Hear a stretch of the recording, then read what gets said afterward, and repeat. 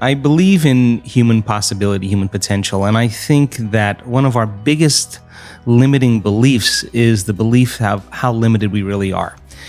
And so my interest is to give people the science to begin to understand how powerful they really are. And I think that science really is the language that does that really well. And the new sciences like quantum physics and neuroplasticity, neuroscience, neuroendocrinology, psychoneuroimmunology, the mind-body connection, epigenetics, all of those sciences point the finger at possibilities. So I want to create a language for people from a philosophical or theoretical standpoint for them to begin to understand what's possible. But then I want to be able to have those people begin to wire that information in their brain completely, because learning is making new connections, right, in the brain. But remembering is maintaining and sustaining those connections. And it's so much easier to lose our vision than to remember it, right? So then we have to begin to hardwire the brain or install the neurological hardware in preparation for an experience. So the more people understand what they're doing and why, then the how gets easier. So I want to then set up the conditions in an environment, in a workshop where people can begin to apply or personalize what they learn so that they can have an experience. An experience then further enriches the brain. But the prize of an experience is an emotion. And once you start feeling unlimited, once you start feeling abundant, once you start feeling worthy, now you're teaching your body chemically to understand what your mind has intellectually understood. So knowledge is for the mind and experiences for the body, and people begin to embody the truth of that philosophy. Now, if they can repeat it over and over again, it'll become innate in them. It'll become natural, second nature, it'll become easy. They'll begin to master that philosophy. So I want people to begin to understand that thoughts are very powerful. Feelings drive our thoughts, and that they can begin to create a better life for themselves once they understand some of these principles. Yeah, and we hear this a lot. And I've heard you say that we sign up to become victims of our own life. Explain what that means and how do we start shifting that away and what the alternative is. I think there's degrees of understanding this, Jay, because people use the word victim so much, and I don't really think we spend a lot of time really unraveling the idea. But if I said to you, Jay, how are you doing today? And you said, well, I'm really upset because of this person or this circumstance or this condition in my life, then what we're saying, this is not conscious. This is an unconscious program. What we're saying is somebody out there is actually controlling the way I'm feeling and the way that I'm thinking. So if something out there is controlling your feelings and your thoughts, you're victim to whoever, whatever that is. Now, here's the challenge. The challenge is when things go really well, then you are feeling really good. But when things aren't going very well, then you're feeling pretty bad.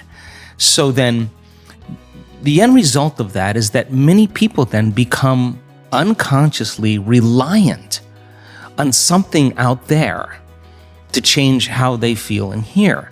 But if they don't understand that they're creating reality all the time, and they're living in lack, in unworthiness, in separation for their whole entire life, waiting for the event to happen to take away their lack or emptiness, well, they'll spend their whole entire life wishing, wanting, waiting, hoping.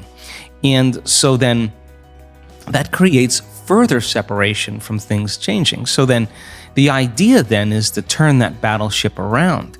Is it possible then that the way you think and the way you feel can begin to produce effects in your outer world? Now, that isn't something that you swallow in one bite. It's a process of gaining knowledge. It's a process of practice. It's a process of experience. But once you start seeing those synchronicities, those coincidences, those opportunities that start to fall into place because you're experiencing change in your outer world, if you're doing the work, you're going to start paying attention to what you're doing inside of you that's producing the effect outside of you.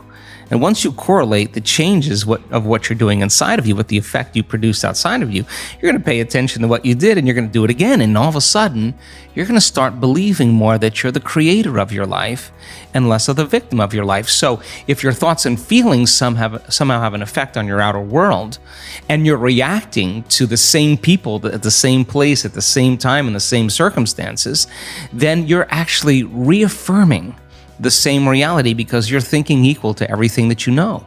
So that in order to change that, we have to begin to be greater than our environment. And being is how we think and feel. So when people begin to practice this, they're not so quick to give their power away to the person or condition in their life, because the stronger the emotion you feel from some problem or condition in your life, the more altered you feel inside of you, the more you pay attention to the cause. Well, where you place your attention is where you place your energy. So you're giving your life force, you're giving your energy away to that person or problem that you could be using to heal, that you could be using to create a new future. So then teaching people then how to self-regulate and find the present moment and settle their body down from those unconscious programs or those emotions that they're conditioned to. That's the work. And so then when you start lowering the volume to those emotions and you're doing the work and mastering yourself in some way, as you begin to change your emotional state, you're not going to be thinking about that person or problem, and you're going to begin to take your power back. And it literally begins to build a person's own electromagnetic field. Now, they have energy to heal. They have energy to create a new future. That's amazing. And before we dive into that, I want to ask you this, because we were just speaking about this earlier, that 10, 15 years ago, a lot of people would have struggled with these ideas and it took a bit of pushing, but now people are coming to the events that you're doing a lot more open. You know, all of these themes and topics are becoming more broader conversation. People are hearing about these ideas. Tell me if there are still any people who are skeptical listening, or if there's anyone listening and just like, yeah, I've kind of heard about this thought thing before, but like, share with us some examples of how you've seen this transform some of the biggest things in people's lives. Well, first of all, 15, 20 years ago, everybody wanted to stay in the philosophical realm. Nobody wanted to do anything with it. But this is a time in history where it's not enough to know. This is a time in history to know how, because information is so available, right? I mean, you don't need a doctor, you don't need a priest, you don't need a rabbi, you don't need a governor, you don't need a teacher to gain information. You don't need an authority any longer. Because of technology, we have access to information. Well, information creates awareness. And awareness is consciousness.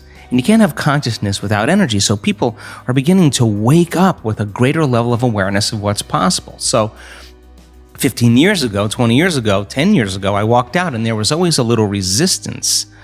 But now people are coming because they want to actually experience the truth of it. So that makes my job easier, because I can just walk out and just fire away, because people are prepared, they're informed, they're ready. So anything that's not consistent with that energy or that level of awareness, those paradigms are beginning to break down. Whether it's education, whether it's religion, whether it's politics, economics, the environment, the medical model, everything's collapsing because people are informed.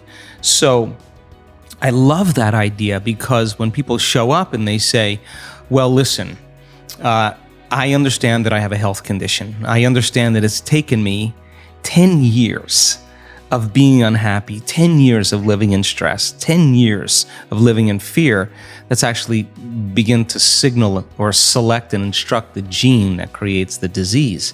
Well, it may take me some time then to unlearn that process, to break that conditioning process. So there's a practical understanding now. But something amazing has happened. I mean, we've spent over 10 years doing very advanced scientific studies.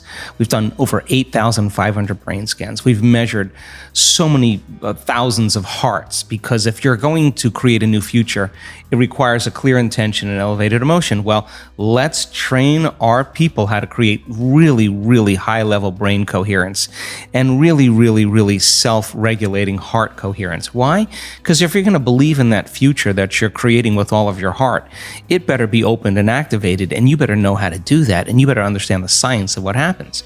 We've measured gene regulation, 7,500 different gene regulations. We know you can change your gene expression in 4 days. We've measured it. You're not doomed by your genes.